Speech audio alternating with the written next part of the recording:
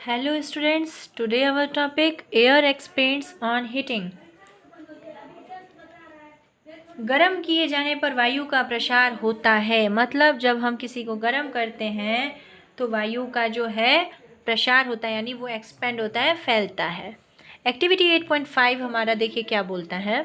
Take a boiling tube, एक question नली लीजिए, एक आपको नली लेनी है। Stretch a balloon tightly over the neck of the tube, नली के मुंह पर एक गुब्बारे को कसकर लगाना है, जैसा यहाँ लगाया गया है।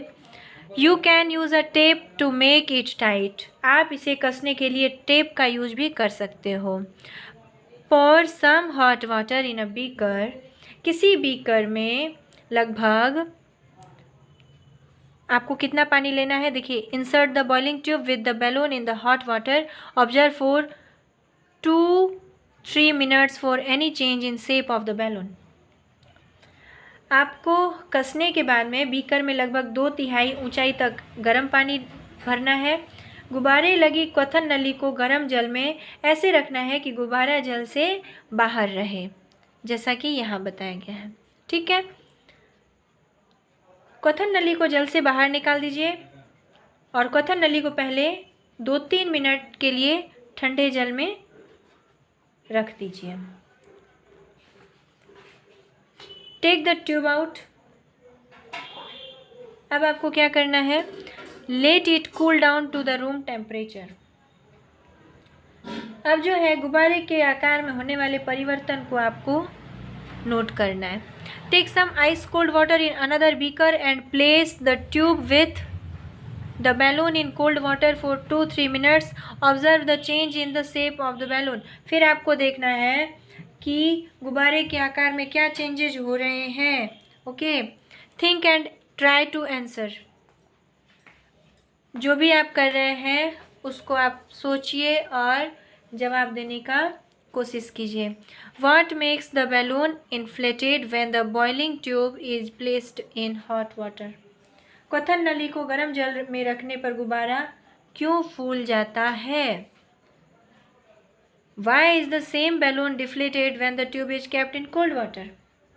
क्वेश्चन नली को ठंडे जल में रखने पर पिचक क्यों जाता है? Can we infer from the first observation that air expands on heating?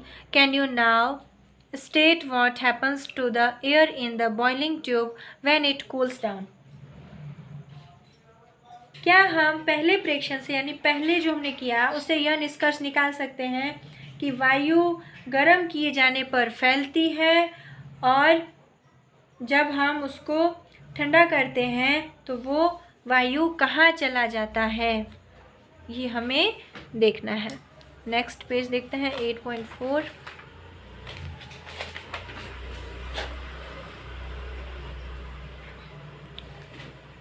The next activity is very interesting. This will make you understand more about hot air.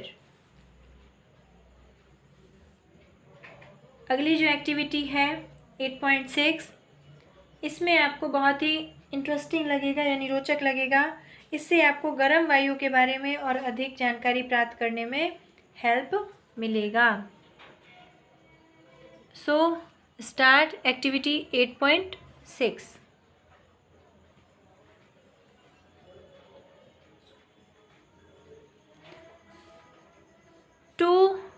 Paper, यानी टेक 2 पेपर बैग्स और empty paper cups of the same size.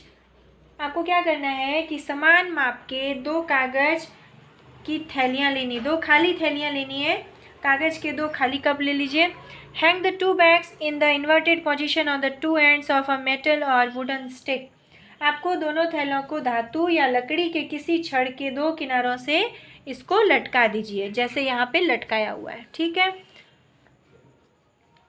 Tie a piece of thread in the middle of the stick. Hold the stick by the thread is in a balance. Put a burning candle below one of the bags as shown in the figure. Observe what happens.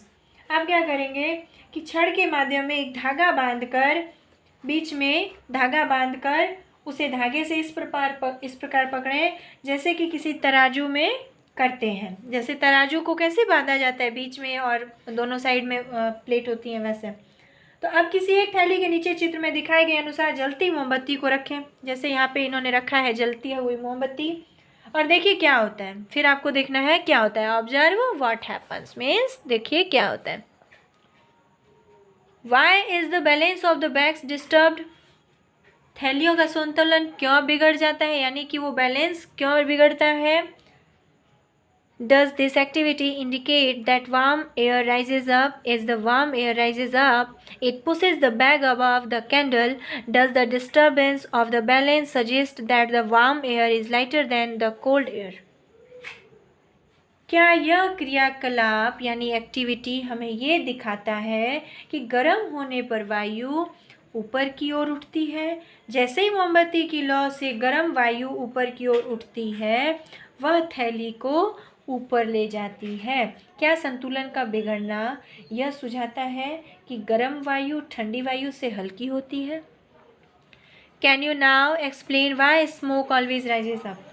क्या आप यह समझ सकते हैं कि धुआं हमेशा ऊपर ही क्यों उठता है।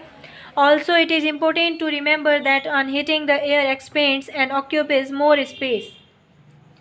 यह याद रखना भी महत्वपूर्ण है कि गर्म किए जाने पर वायु का प्रसार होता है, यानी हवा जो है वो फैलता है और वह अधिक स्थान घेरता है, यानी स्पेस ज़्यादा यूज होता है उसमें।